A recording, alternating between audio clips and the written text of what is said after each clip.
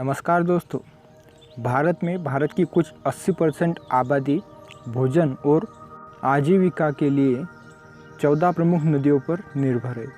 इसलिए इन नदियों को जीवनदायिनी भी माना जाता है।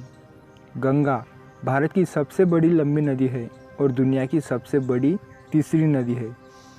भारत में नदियों के किनारे कई प्राचीन सभ्यताएं पनपी है। भारत में नदियों की पूजा की जाती है क्योंकि वह हर जीवन की लाइफलाइन है। आज हम जानेंगे कि भारत की सबसे बड़ी और लंबी 10 नदियाँ कौन सी है जिसके ऊपर भारत भोजन और की आजीविका के लिए डिपेंड है।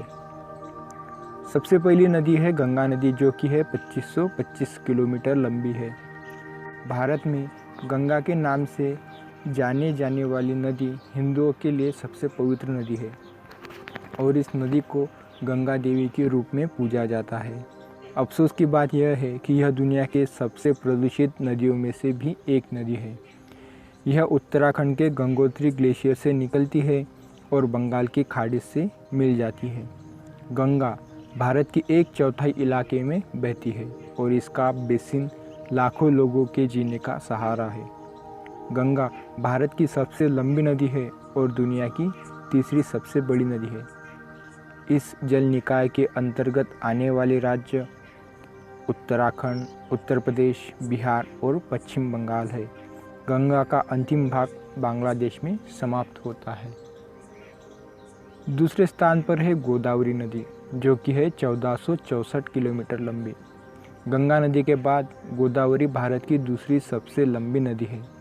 यह कई हजार वर्षों से हिंदू धर्म ग्रंथों में पूजनीय रही है और समृद्ध सांस्कृतिक विरासत को जीवनदान करती आ रही है। गोदावरी दक्षिणी भारत की सबसे लंबी नदी है और इसे दक्षिण गंगा के रूप में भी जाना जाता है। गोदावरी नदी महाराष्ट्र के त्र्यंबकेश्वर, नासिक ज़िले में है, वहाँ से निकलती है और छत्तीसगढ़, तेलंगाना और आंध्र प्रदेश से गुजरती है। बाद में बंगाल की खाड़ी से मिल जाती है। इस दौरान 1450 किलोमीटर से अधिक लंबाई को वो कवर करती है। तीसरी नदी है यमुना नदी, जो कि है 1373 किलोमीटर लंबी। यमुना नदी गंगा नदी की सबसे लंबी और सहायक नदी है। यमुना नदी की उत्पत्ति उत्तराखंड के उत्तरकाशी में बंदरपुर चोटी से यमुनोत्री ग्लेशियर में से निकलती है। यह उत्तराखंड, दिल्ली, हिमाचल प्रदेश, हरियाणा और उत्तर प्रदेश राज्यों से बहती है। कुल 1376 किलोमीटर की लंबी दूरी तय करती है। दोस्तों, चौथी नदी है नर्मदा नदी, जो कि है 1312 किलोमीटर लंबी। नर्मदा नदी को रेवा नदी के नाम से भी जाना जाता है। वह भारत की सबसे बड़ी पश्चिम दिशा में बहने वाली नदी है। नर्मदा की उत्पत्ति मध्य प्रदेश के अमरकंटक पर्वत से होती है। यह भारत की 7 पवित्र नदियों में से एक है और इसका उल्लेख हिंदुओं की विभिन्न प्राचीन सभ्यताओं में भी किया गया है। 1300 किलोमीटर से अधिक दूरी तय करने के बाद यह नदी अरब सागर में विलीन हो जाती है। दोस्तों, पांचवी नदी है कृष्णा नदी, जो कि है 1300 किलोमीटर लंबी। कृष्णा नदी, जिसे कृष्णावन भी कहा जाता है, उसकी उत्पत्ति महाराष्ट्र के महाबलेश्वर के पास पश्चिम घाट से हुई है। यह भारत में सबसे महत्वपूर्ण नदियों में से एक है, जो महाराष्ट्र, कर्नाटक, तेलंगाना आदि राज्यों से होकर गुजरती है और अंत में आंध्र प्रदेश में बंगाल की खाड़ी से मिल जाती है। छठवीं नदी है सिंधु नदी, जो कि 1414 किलोमीटर लंबी है। सिंधु नदी प्राचीन सिंधु घाटी सभ्यता का जन्मस्थान है और एक बहुत बड़ा ऐतिहासिक महत्व अपने साथ रखती है। इस महान नदी के नाम पर हमारे देश के नाम को भी जाना जाता है। सिंधु नदी मानसरोवर झील से निकलती है और लद्दाख, गिलगित से होकर आगे पाकिस्तान में प्रवेश करती है। 19 सितंबर 1960 को भारत और पाकिस्तान के बीच कराची में हुए एक सिंधु जल संधि के कारण भारत को सिंधु नदी के कुल पानी के 20% पानी उपयोग करने का अनुवाद किया गया है। सिंधु नदी की कुछ प्रमुख सहायक नदियों में काबुल, झेलम, चिनाब, रावी, ब्यास और सतलज आदि नदियाँ शामिल हैं। सिंधु नदी की कुल लंबाई 3180 किलोमीटर है, जबकि भारत के भीतर इसकी दूरी केवल 1114 किलोमीटर है। इसलिए यह भारत में 6वें क्रमांक पर आती है। 7वीं नदी है ब्रह्मपुत्र नदी, जो कि है 9116 किलोमीटर लंबी। भारत की प्रमुख नदियों में से एक, जिसका नाम ब्रह्मपुत्र है, उसकी उत्पत्ति तिब्बत में हिमालय के एंगसी ग्लेशियर से हुई है। वहाँ इसे यारलुंगा संगप्पुन नदी के नाम से भी जाना जाता है।